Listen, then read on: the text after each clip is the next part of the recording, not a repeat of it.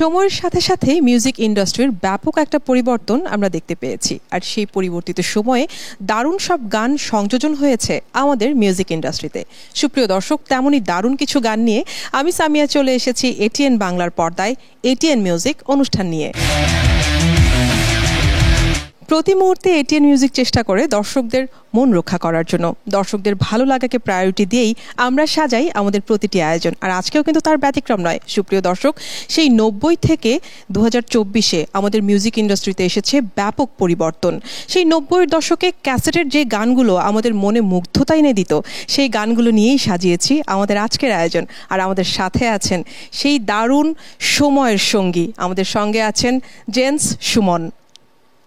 গল্প গানে জানবো অনেক কথা, শুনবো অনেক গান, আপনারা আমাদের সঙ্গেই থাকবেন, কোথাও যাবেন না। সুমন ভাই, অনেক দিন পরে আমরা পেয়েছি আপনাকে আমাদের এই আয়োজনে, এবং আপনার সাথে আজকে প্রথম দেখা হলো। অনেকটা বছর পর আপনি আবার সঙ্গীতে ফিরে এসেছেন, কেমন লাগছে?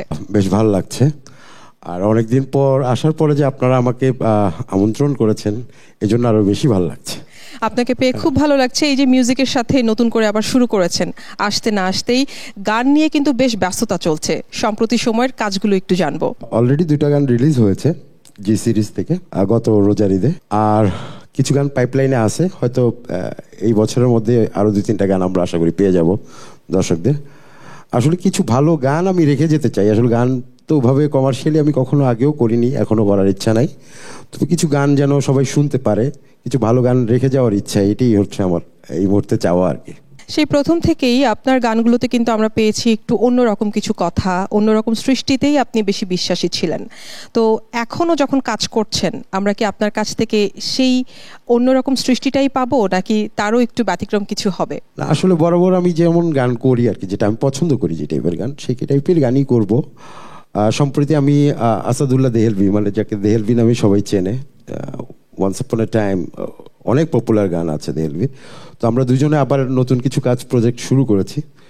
তো আশা করছি আমি গতানুগতিক যেভাবে আগে যেরকম গান গাইতাম, হয়তো একটু মানে সবার থেকে ব্যতিক্রমী, ওইরকমই চেষ্টা করব। আশা করি ওরকমই হবে। আরো অনেক কিছু জানবো, কিন্তু এখন প্রথমেই কোন গানটি থাকবে আমাদের জন্য? যেহেতু আসলে আমি অনেকদিন পরে গান করছি, মানে ইনফ্যাক্ট প্রোগ্রামও অনেকদিন পরে করছি, তো সেই ক্ষেত্রে আমি আমার সিম্বলিক যে গানটা আছে ওটা দিয়ে আমি শুরু করতে চাই, যাতে সবাই বুঝতে পারে যে আসলে কে গান গাইছে, তারপরে আমরা অন্য গান শুনি। সত্যি তাই, সত্যি তাই, শুনবো। ঠিক আছে।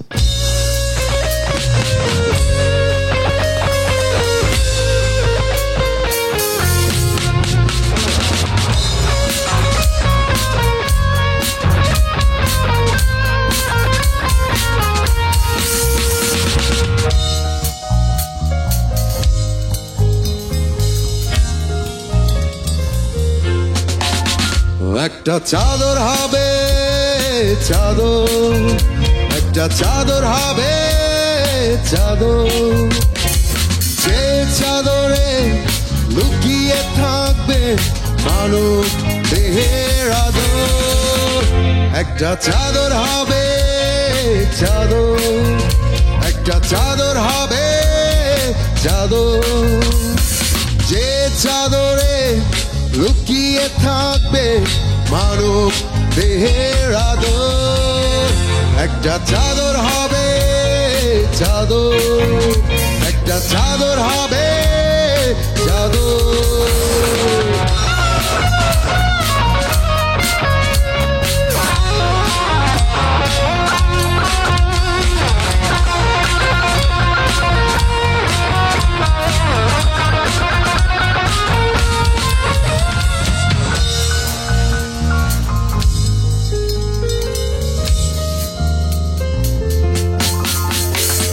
মায়ের গর্ভে জড়িয়েছিলাম, ছিল না কোনো ওই চাদর, করেছে বিধি বেঁধেছে নিয়ম, বিদায়ে লাগবে চাদর।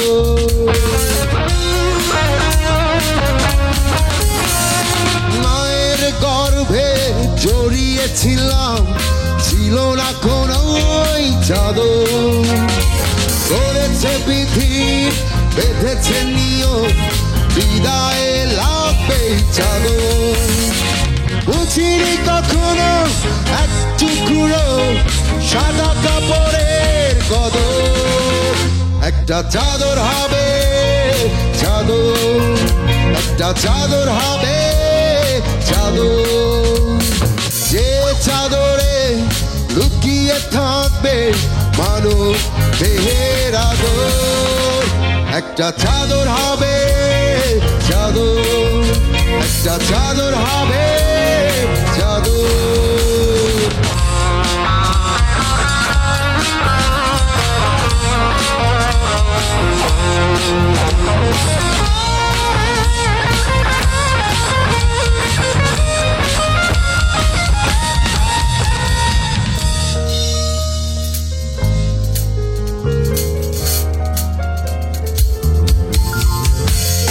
দশ মাস 10 দিন ছিলাম সুখে মায়ের সাথে মুখ রেখে আলোর ঠিকানা যখনই দেখলাম জড়িয়ে রাখতো মা বুকে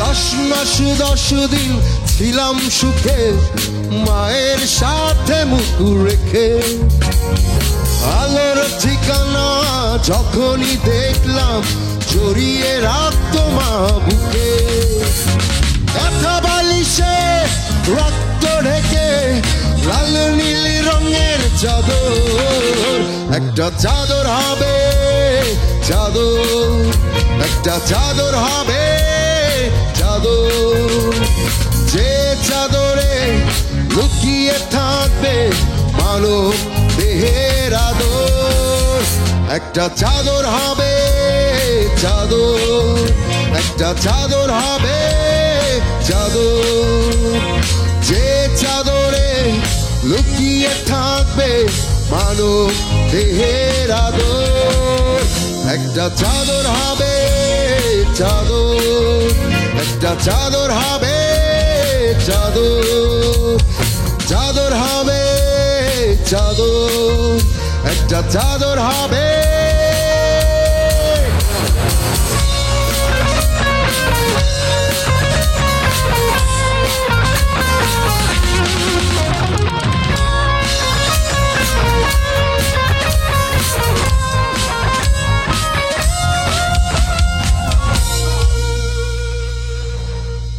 ও ওয়াও, নস্টালজিক একটা ভাইব ছিল।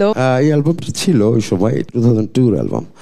তো এটা ওই সময়ে বোধ হয় যে কি যেন বিটিভিতে হয়তো হতো, ওটা টপ লিস্টে ছিল ওয়ান্স আপন আ টাইম।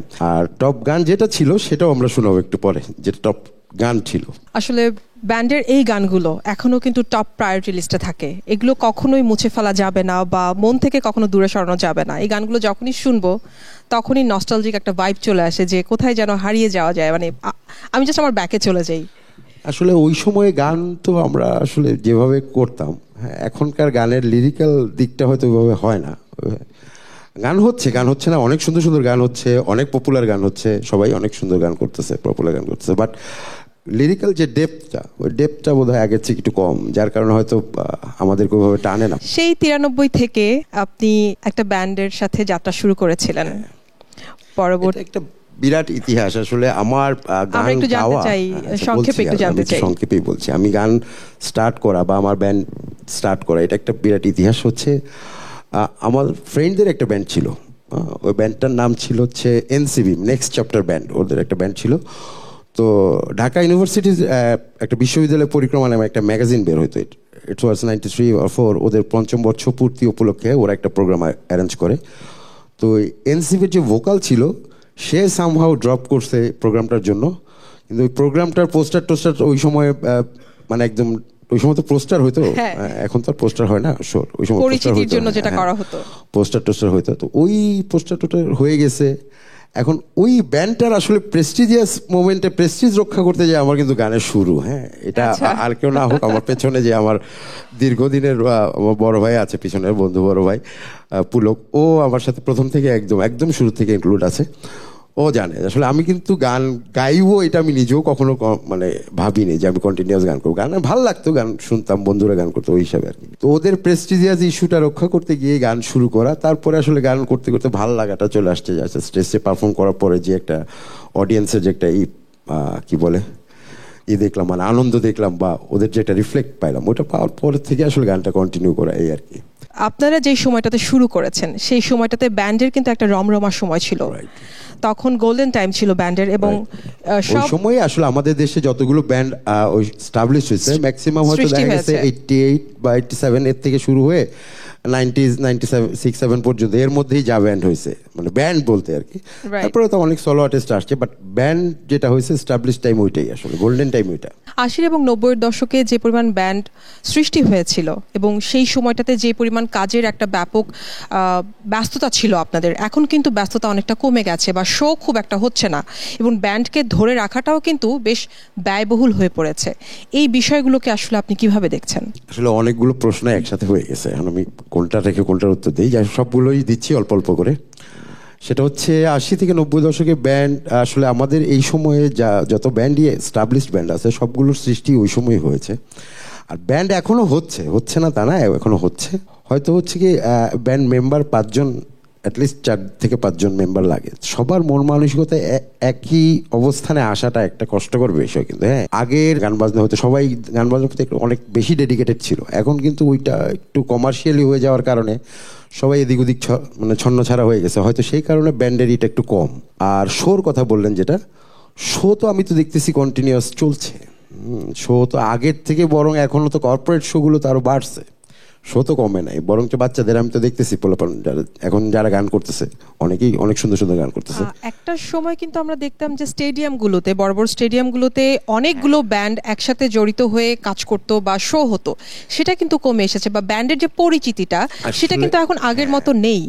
এইটা হচ্ছে এইটুক বলতে পারেন যে আপনি যে ওই ওপেন এয়ার শো যেগুলো, এগুলো হয়তো কমে গেছে। তারপর হয়তো লাস্ট কিছুদিন সবাই চেষ্টা করছিল, হয়তো আগামীতে আরও হতে পারে বা হবে ইনশাল্লাহ যদি ওরা থাকে। তো এটা হচ্ছে লাস্ট 15 ইয়ার্সের মধ্যেই বোধহয় এই গ্যাপগুলো হয়েছে। সেটা হয় কি, আসলে এগুলো অ্যারেঞ্জ করার জন্য কিছু পলিটিক্যাল ফিগার যারা আছে এরা আসলে দায়ী হয়ে যায়, কোনো না কোনোভাবে এরা আসলে ভিকটিম হয়ে যায়।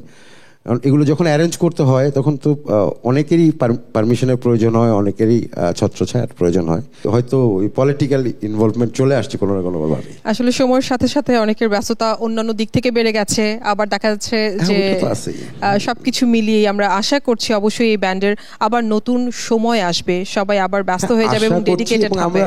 আমি তো দেখতে পাচ্ছি, মানে আমি অনেক ছোট ছোট এখন যারা আছে অনেকেই ব্যান্ড করতেছে, এবং ইনশাল্লাহ আমার দৃঢ় বিশ্বাস যে আগের মতো আবার অবস্থান ফিরে আসবে ব্যান্ডের, ইনশাআল্লাহ। অবশ্যই আমরা বিশ্বাস রাখি।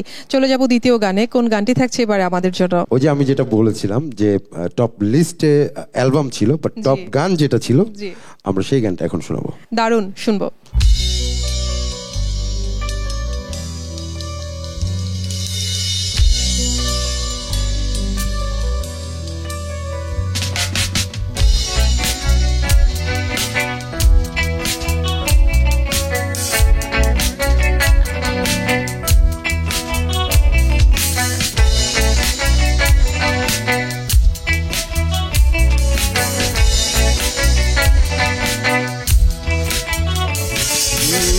গতকাল একটি অপমৃত্যু ঘটেছিল, যা কিনা হয়নি চাপা দৈনিক খবরের কাগজে। গতকাল একটি অপমৃত্যু ঘটেছিল, যা কিনা হয়নি চাপা দৈনিক খবরের কাগজে।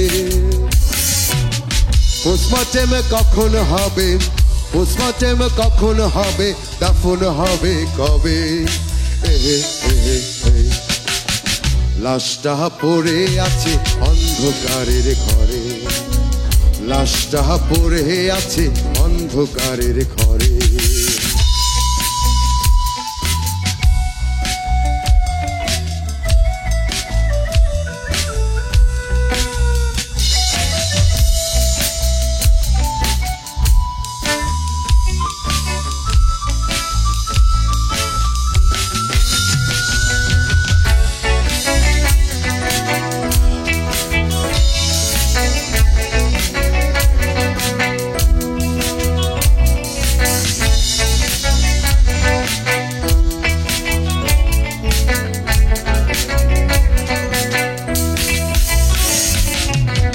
পরিচয় খুঁজতে গিয়ে ব্যক্তি তালাশ করে পাওয়া যায় রক্তে লেখা ভালোবাসার চিঠি তাতে। পরিচয় খুঁজতে গিয়ে ব্যক্তি তালাশ করে পাওয়া যায় রক্তে লেখা ভালোবাসার চিঠি তাতে। আঘাতটা যায়নি দেখা, আঘাতটা যায়নি দেখায় অন্তরে না বুকে। লাশটা পড়ে আছে অন্ধকারের ঘরে, লাশটা পড়ে আছে অন্ধকারের ঘরে। গতকাল একটি অপমৃত্যু ঘটেছিল, যা কিনা হয়নি ছাপা দৈনিক খবরের কাগজে। পোস্টমর্টেম কখন হবে, পোস্টমর্টেম কখন হবে, দাফন হবে কবে? লাশটা পড়ে আছে অন্ধকারের ঘরে, লাশটা পড়ে আছে অন্ধকারের ঘরে।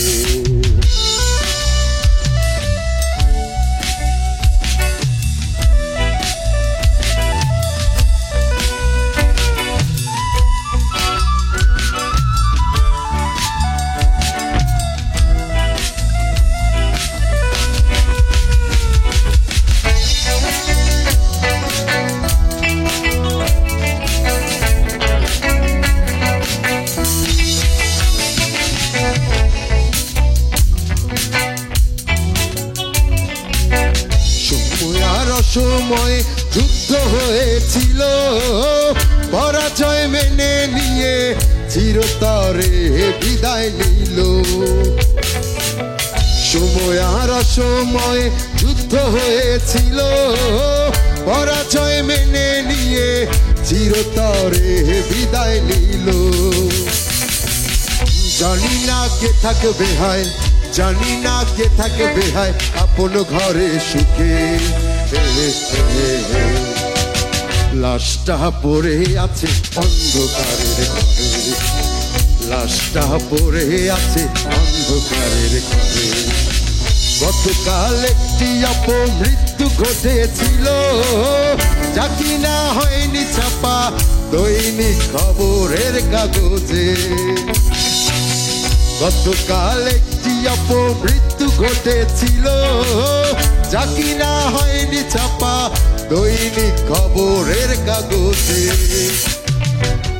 পোস্টমর্টেম কখন হবে, পোস্টমর্টেম কখন হবে, দাফন হবে কবে? লাশটা পড়ে আছে অন্ধকারের ঘরে, লাশটা পড়ে আছে অন্ধকারের ঘরে, লাশটা পড়ে আছে অন্ধকারের ঘরে, লাশটা পড়ে আছে অন্ধকারের ঘরে। আসলে এমন কিছু কথা ব্যক্ত করা যায় শুধুমাত্র গানের মাধ্যমেই। সহজ ভাষায় হয়তো বা এই কথাগুলো কখনো বলা যায় না, গানের মাধ্যমে মনের ভাবটা এভাবেই প্রকাশ করা যায়। যে গানটি আমরা এখন শুনলাম একটু অন্য ধরনের গান, অন্যরকম কিছু কথা ছিল। এই অন্যরকম কথার গানগুলো আপনারা কিভাবে কালেক্ট করতেন? কারণ প্রতিটি গানের পেছনেই তো গল্প থাকে, গল্প ছাড়া কোনো গান হয়নি। সেই গল্পগুলো আমরা একটু জানতে চাই। এই গানটা আসলে এরকম ছিল না, এই গানটা ভিন্ন রকমের ছিল। এই গানটা ছিল টিউনটা এমন ছিল, মানে সুরটা এমনই ছিল, কিন্তু গানের কথাগুলো ভিন্ন রকমের ছিল। গানের কথাগুলো ছিল তোমাদের অভিরুচি তোমরা ভালোই বোঝো, কখনো আমিও ভালো কখনো অন্য কারে খোঁজো। মূল গানের কথা ছিল এমন, এটা আবির বাঙালির ভাইয়ের লেখা। তো আমি ওয়ান্স আপন আ টাইম টিএসসিতে লং টাইম আড্ডা দিছি। তো যখন ওখানে আড্ডা দিতাম তখন আমার এই টিউনটা আমাকে টাচ করে। টিউনটা আমাকে টাচ করার পরে আমি টিউনটা প্রথমে ইথুন বাবুকে শোনাই। তো আমরা আসলে চাদর হবে যে অ্যালবাম, ওই অ্যালবাম পুরোটাই তো আসলে ইথুন বাবুর লেখা হলেও আমরা দেখা গেছে কন্টিনিউ বোধহয় 1 মান্থ আমরা একসাথে ছিলাম। বলতে গেলে একসাথে ছিলাম কেন বলি, কারণ সারা রাত আমরা দেখা গেছে ভোর পর্যন্ত, আজান পর্যন্ত একসাথেই থাকতাম দুজন। তো ওই সময় আমি যখন সুরটা তাকে শোনাই, সুরটা শোনানোর পরে সে আসলে পরবর্তীতে আমরা ওই কথাগুলো পরবর্তী সে লিখে আর কি। বাট মূল সুরটা এটা অন্য একটা গান থেকে ছিল আর কি, অন্য একটা গান থেকে আমরা কন্ট্রিবিউট করে মানে এই যে গানকে ঘিরে যে একটা সময় এত পাগলামি করেছেন বা একটা গানকে সৃষ্টি করার জন্য এত এত সময় দিয়েছেন, এখন বর্তমানে যখন কাজ করছেন সেখানে কিন্তু একটা হিউজ বড় একটা ডিফারেন্সে অবশ্যই আপনার চোখে পড়ে। এখন সেই পাগলামিটুকু নেই, সেই সময় দেওয়াটা হয়তো বা নেই। আপনার কাজের ক্ষেত্রে কি আপনি সেই সময়টুকু দেন এখন? আমি আমার কাজে যতটুকু সময় যেটার জন্য প্রয়োজন আমি সম্পূর্ণটাই দিই, আগেও যেমন দিয়েছি এখন তেমনই দিচ্ছি। আসলে বিষয় হচ্ছে এখন হচ্ছে কি আমরা আমাদের চোখে কেন লাগে না কাজগুলো, কেন আমরা মনে করি যে সবাই ভাবে সময় দিচ্ছে না? সবাই সময় দিচ্ছে, যেই গানের জন্য যতটুকু সময় প্রয়োজন ততটুকু সময়ই দিচ্ছে, সবাই দিচ্ছে। বাট তখন হয়েছে, এখন যেটা হয়েছে যে সবারই ইন্ডিভিজুয়ালি স্টুডিও হয়ে গেছে, সবাই এখন যে যার মতো যার যার বাসায় হয়তো নিজস্ব স্টুডিও করে ফেলছে। যার কারণে হচ্ছে যে আগে যেটা আমরা দেখতাম হয়তো নির্দিষ্ট কিছু স্টুডিওতে আমরা সবাই কাজ করতে যেতাম, সবারই ওখানে দেখা সাক্ষাৎ হতো, সবাই আড্ডা দিতাম, সবাই যাই করতাম, মানে সবাই সবার কাজ সম্বন্ধে ডিটেলস একটা জানাজানি ছিল, যেই কারণে ওইটার ব্যাপ্তিটা বড় ছিল। হয়তো বা মনে হচ্ছে যে ও কাজ করতেছে এটা সবাই জানে। বাট এখন দেখা যাচ্ছে কাজের সময় কিন্তু একই দিচ্ছে বা হচ্ছে, বাট ওই যে সব ব্যক্তিগত স্টুডিওতে কাজ করতেছে, তো এই কারণে হয়তো আমরা ওইভাবে জানতে পারি। নিজস্ব ভান্ডারে আপনার কিন্তু প্রায় 300টিরও বেশি গান আছে, যেটা আপনার মৌলিক নিয়ার, এবং সেখানে আপনি কিছু গানের স্রষ্টা ছিলেন, বলা যায় গীতিকার হিসেবে আপনি কাজ করেছেন। সেখানে আপনার ছদ্মনাম ছিল, করছি ওগুলো আসলে কোনোটাই আমার নামে নাই, সবগুলো ছদ্মনামে। কেন ছদ্মনামে? কেন না, আমার নিজের মানে আমার কাছে যেটা মনে হয়, গান লেখা আমি লিখতে গেলে ম্যাক্সিমাম টাইম যেটা হয় যে আমার 6-7 লাইন বা 8 লাইন এর মধ্যে আমার গান লেখা শেষ হয়ে যায় মনে হয় যেটা, তো ওটা তো আসলে গান হয় না। তারপরেও যেটা অপচেষ্টা করে লিখছি আর কি, যেটা এটা আসলে অপচেষ্টাই বলা হয়। তো ওইটা নিজের নামে থাকলে হয় কি, এমনিতে আমরা ব্যক্তিগতভাবে যখন গান গাই, কোনো স্যাড গান গাইলে মানুষ চিন্তা করে আহা শিল্পীটার কত দুঃখ, হ্যাঁ, এই যে মানুষের একটা ধারণা, হ্যাঁ, এই ধারণাটা যেন না হয় সেটার জন্য আসলে আমি চাই না যে আমার কোনো ব্যক্তিগত কথা মানুষের কাছে যাক। আচ্ছা, দ্যাটস ওয়াই আমি গানটা লিখি না, অন্য কোনো কারণ নাই। এই বিষয়ে আমরা আরো কথা বলবো, কিন্তু তারও আগে শুনবো একটি গান। কোন গানটি থাকবে আমাদের জন্য? আমরা এখন একটা ফিউশন সং করবো। ফিউশন মিনস আমরা তো সে সময় আসলে ফোক গানটাকে ওইভাবে করতাম না, এখন যেভাবে ফোক গানটা ব্যাপক প্রচলন, এখন ব্যাপক প্রচলন হয়েছে। তো আমরা সেই সময় কিছু ফোক গান করেছিলাম, ওইটার থেকে আমরা 2-1টা গান এখন চেষ্টা করবো, দেখি করা যায় কিনা, একটু ফরম্যাট করে শুনবো।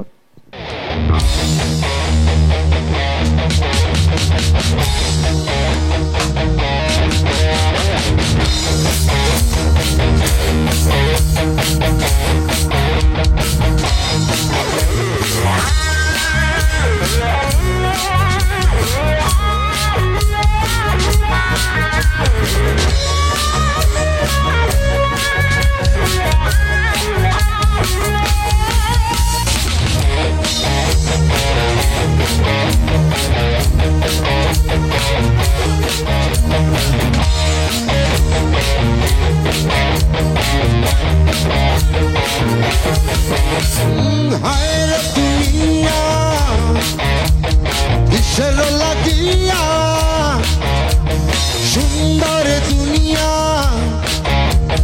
কিসের লাগিয়া, কিসের নেশায় ডুবাই আছি কোনো ভালো না, কিসের নেশায় ডুবাই আছি কোনো ভালো না, ও মনো ভালো না, কোনো ভালো না। হায় দুনিয়া কিসের লাগিয়া, সুন্দর দুনিয়া কিসের লাগিয়া, কিসের নেশায় ডুবাই আছি কোনো ভালো না,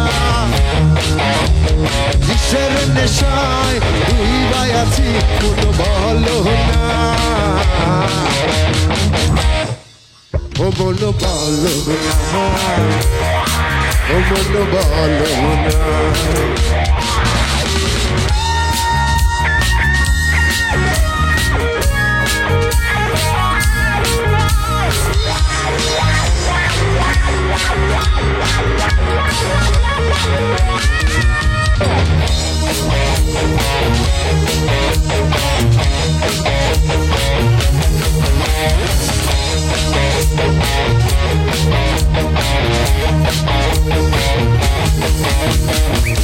সুখের পাহাড় বহিতে তো আর তার পারি না,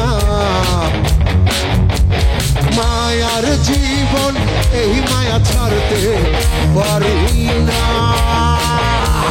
সুখের পাহাড় বহিতে তো আর তার পারি না, মায়ার জীবন এই মায়া ছাড়তে পারি না। রঙের বাহার তবু মন বলে আন্ধার, রঙের বাহার তবু মন বলে আন্ধার। এনে বলো না মন বলো না, হায় রে দুনিয়া কিসের লাগিয়া।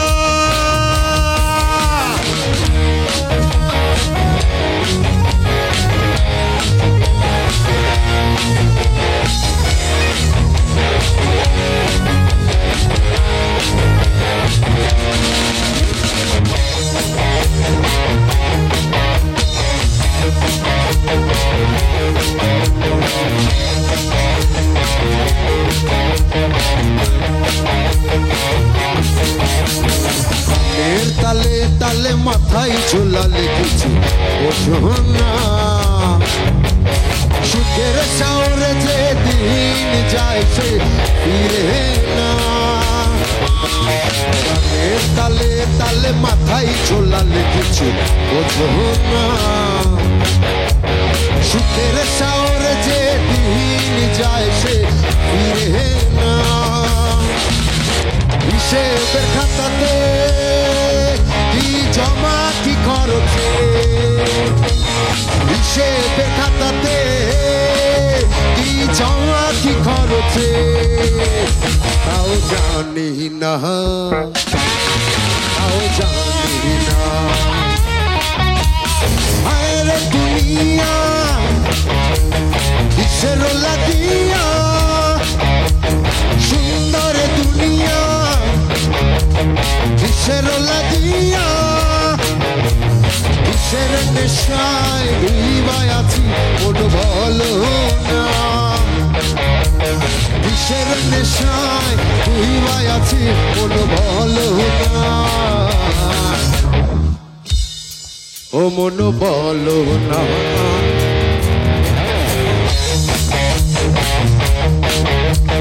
হায় রে দুনিয়া কিসের লাগিয়া।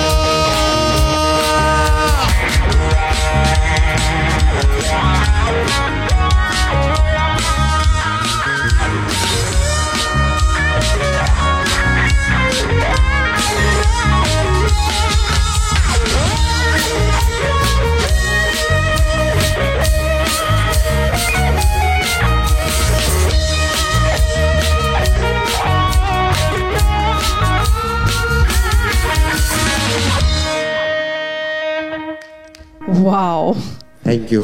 দারুণ দারুণ পারফরমেন্স। এই যে গানকে ঘিরে এত উন্মাদনা, এত ভালোবাসা, এই জিনিসটাকে এখনকার জেনারেশনের মধ্যে দেখতে পান? আমি তো বলবো অবশ্যই পাই, পাই না কেন পাবো।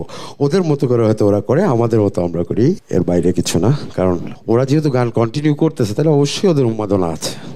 তবে যে ডেডিকেশন লেভেলটা ছিল আমরা 90-এর দশকে এবং 2010 পর্যন্ত কিন্তু আমরা প্রত্যেকটা সঙ্গীত শিল্পীকে, মিউজিশিয়ানদেরকে খুব ডেডিকেটেডভাবে পেয়েছি। পরবর্তীতে সবাই খুব প্রফেশনালভাবে কাজ করা শুরু করেছে এবং পরবর্তীতে আমরা ভালো গান পেয়েছি, ভিন্ন ধারার গান পেয়েছি, কিন্তু গানের মধ্যে সেই মুগ্ধতা বা সেই উন্মাদনাটা আমরা একটু কম পেয়েছি।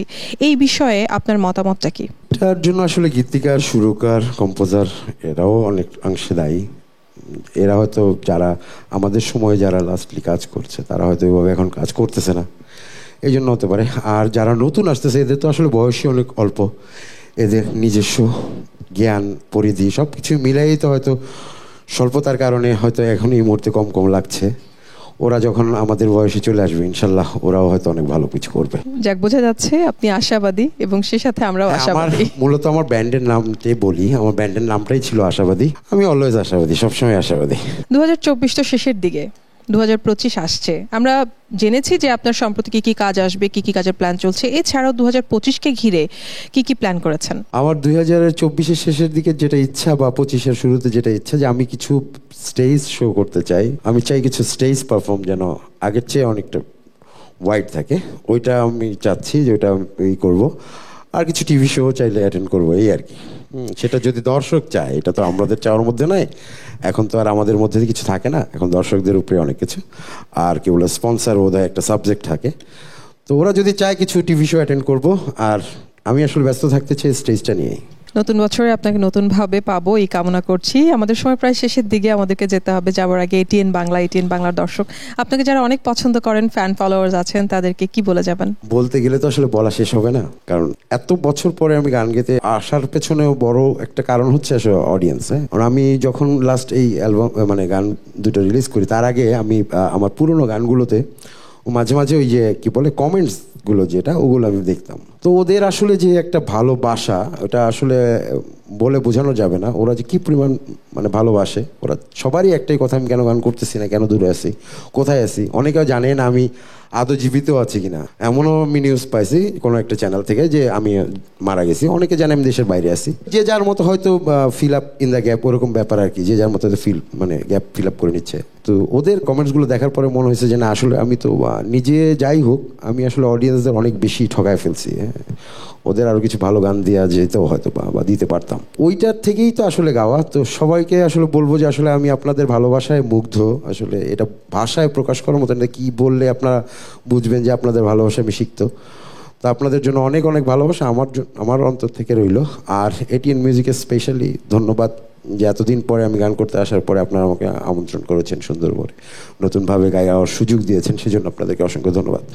অনেক ধন্যবাদ এত দারুণ কিছু সময় আমাদেরকে দেওয়ার জন্য। আমি আমার দর্শকদের কাছ থেকে বিদায় নিব, শুনবো আপনার শেষ গানটি, আয়োজন শেষ করবো সেই গানটি দিয়ে। ধন্যবাদ আপনাকেও, ধন্যবাদ দর্শকদের, ধন্যবাদ এটিএন মিউজিককে। সুপ্রিয় দর্শক, গল্প গানে দারুণ কিছু সময় কেটেছে, আর পরিচয় করিয়ে দেওয়ার সময় হয়ে গেছে। আমার সাথে আমার স্টেজে সঙ্গী যারা ছিলেন, আমার সাথে বেস গিটারে ছিলেন বাবু, ড্রামসে ছিলেন পুলক, লিড গিটারে ছিলেন শামু এবং কিবোর্ডে ছিলেন কাইয়ুম। আপনাদেরকে অসংখ্য ধন্যবাদ আমার সাথে থাকার জন্য। আগামীতে আবারও দেখা হবে আপনাদের সাথে। সুপ্রিয় দর্শক, এমন দারুণ চমৎকার আয়োজন মিস করবেন না। আর যদি মিস করেই ফেলেন, তারপরও আমাদের ফেসবুক পেজে এবং ইউটিউবে কিন্তু পেয়ে যাবেন ফুল এপিসোড। দেখার আমন্ত্রণ রইল। সবাই ভালো থাকুন, সুস্থ থাকুন, এটিএন বাংলার সঙ্গে থাকুন। আমি সামিয়া জাহান এখানে বিদায় নিচ্ছি। আল্লাহ হাফেজ। কোনটি থাকছে আমাদের জন্য শেষে? এটাও আমরা একটা ফিউশন গান করবো, ফোক ফিউশন গান, পীড়িত কইরা শান্তি নেই। দারুণ কথা, শুনবো। ওকে, থ্যাংক ইউ।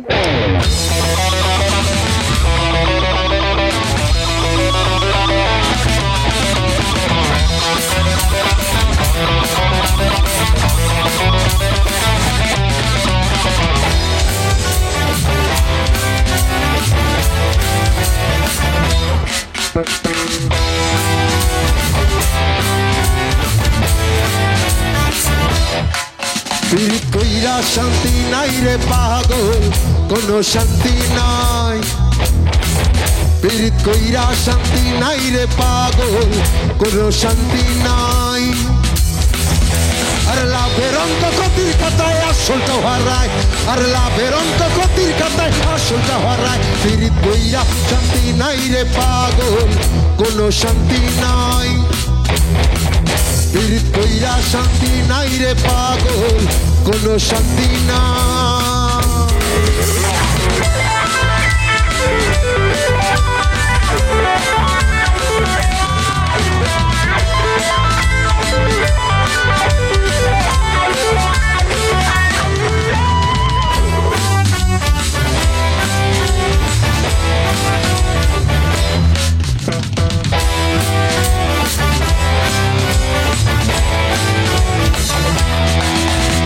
দিল্লি কাল্লা টুহু তারে দেখলেই ধরা খায়, খাইলে পরে বস্তাতে হয় না, খাইলে পস্তা হয়।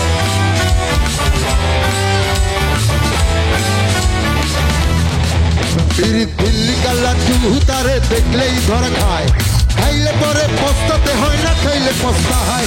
তবু লাড্ডু এই বাজারে সহজে বিকায়, তবু লাড্ডু এই বাজারে সহজে বিকায়। পীড়িত কইরা শান্তি নাই রে পাগল, কোনো শান্তি নাই। ও পীড়িত কইরা শান্তি নাই রে পাগল, কোনো শান্তি নাই। আরে লাভের অঙ্ক ক্ষতির খাতায় আসলটাও হারায়, আরে লাভের অঙ্ক ক্ষতির খাতায় আসলটাও হারায়। পীড়িত কইরা শান্তি নাই রে পাগল, কোনো শান্তি নাই।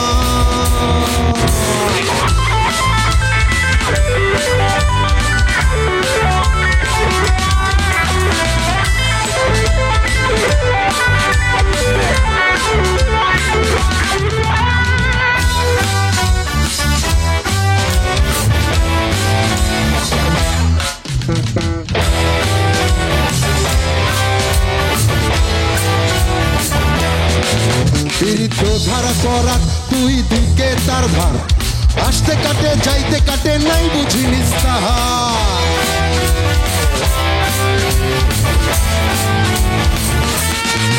পীড়িত ধারা করা তুই দিকে তার ধার, আসতে কাটে যাইতে কাটে নাই বুঝি নিস্তাহার।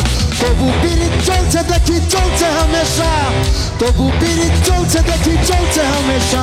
পীড়িত কইরা শান্তি নাই রে পাগল, কোনো শান্তি নাই। ও পীড়িত কইরা শান্তি নাই রে পাগল, কোনো শান্তি নাই। আরে লাভের অঙ্ক ক্ষতির খাতায় আসলটাও হারায়, আরে লাভের অঙ্ক ক্ষতির খাতায় আসলটাও হারায়। পীড়িত কইরা শান্তি নাই রে পাগল, কোনো শান্তি নাই। পীড়িত কইরা শান্তি নাই রে পাগল, কোনো শান্তি নাই। ও পীড়িত কইরা শান্তি নাই রে পাগল,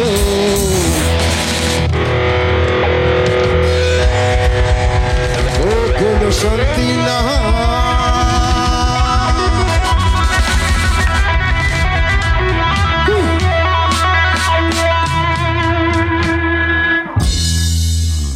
ধন্যবাদ।